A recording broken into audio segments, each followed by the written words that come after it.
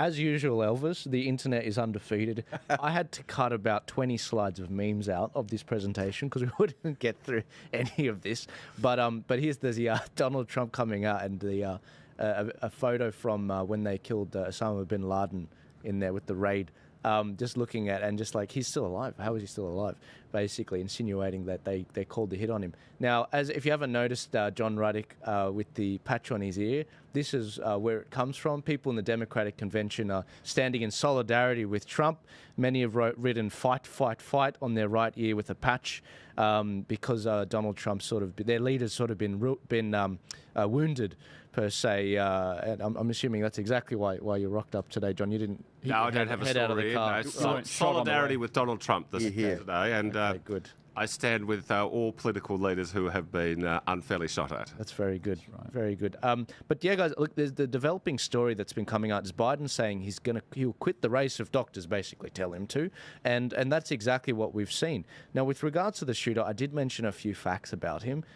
I have seen this photo floating around. It's not confirmed that he's trans. It's not confirmed that this is actually him yet. We're still waiting on actually whether this is a legitimate image, but I'm aware of many of you guys sending this around to me. This is the voter registration of him to be a Republican. John, what were your thoughts on this? Okay, I'm speculating. Sure. It seems odd. I'd like to know. Hey, can we see the date he actually became a Republican? Can we see the date? That's what I've been trying to find. It's right there. The date vote. It's the 11th of the 8th, 2022. Oh, okay. Well, I was assuming that he'd registered as a Republican so he could vote. He hated Trump so much that he could vote in the Pennsylvania primary for Nikki Haley. But the fact that he's done it in 2022, it does add to that diminishes that possibility. Well, no, I mean, they pre-planning, like they know what's going on. They know when the votes are going to happen. They know how it happens every year. And a lot of these parties do jump in early and start planning ahead. Not unlike our election coming up.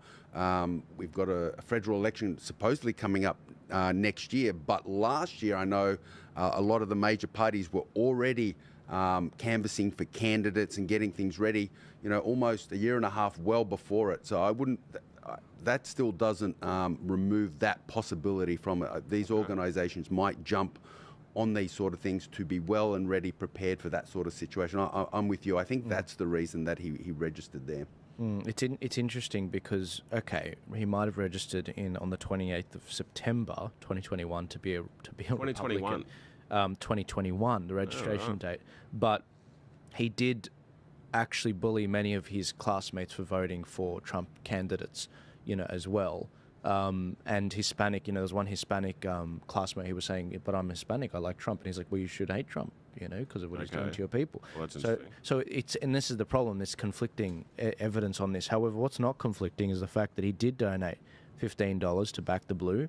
And, this is he's put his money where his mouth is. And this was in January 20th, 2021. So this is actually before he even registered as a Republican, if that tells you anything. But he did also feature in a BlackRock video as well, which was supposedly showing off some of the good work that supposedly BlackRock's funding. It's funny because we can't really find many videos at all of him online. There's like no social media presence, but we can find him appear in more BlackRock videos than anything. And his father is a behavioural therapist who was shocked by all of this. And I do believe his mum's in a similar field, which I don't know, Stephen, if you have any feelings on behavioural therapists. I don't see one, so I don't know. No, I have no feelings whatsoever. No worries. Yep. I suppose I need to see a behavioural therapist about that. You don't have to throw them under the bus. Look, and the other thing I will bring up, which I definitely want to hear you guys take on this. And again, sorry for this. Is a very free-flowing, guys, and we've got a lot of different information coming in, and it's hard to verify a lot of it. But one thing we do know is that Austin Private Wealth, it was supposedly they tried shorting 12 million shares of Trump's Truth Social via a put option filed on the 12th of July.